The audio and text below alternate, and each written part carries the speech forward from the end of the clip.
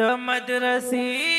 طالب وی طالب چې کله مسافر شي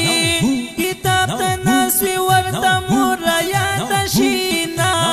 په مخیخ پر کې اوښکې راشي چې ورته یاد شي هغه کلی تیر وختونه یو چې طالب بل مسافر شي بیا په والا خبره هم ژړه ورځي نا مور جانې زما مدرسې ته یا به ملا شم یا به مړ له غمه شم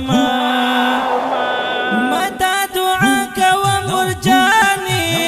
که چې الله رانه ملا جوړ کړي مینا زه خو طالب د مدرسې یم ځکه په زړه باندې امبار غمونه وړم زه خو له کوره مسافر یم کله پوره بشي زما ټول ارمانونه کتاب ته ناست یم ته رایاد شي خوږه لاله یې کړم سړه سړه آهونه چې مازدیګر شي زړه مې تنګ شي راڅخه غواړي د یارانو دیدنونه د طالبۍ ژوندونه خواره د ستا د لاسه وچې شونډې ګرځومه وی زه کله کوره مسافر یم په مدرسه کې ما لیدلي ډېر خوندونه د طالبۍ ژوندونه زار شم ما ترې اخیستي دي بله بله خوندونه زړه مې نرۍ نرۍ خوږېږي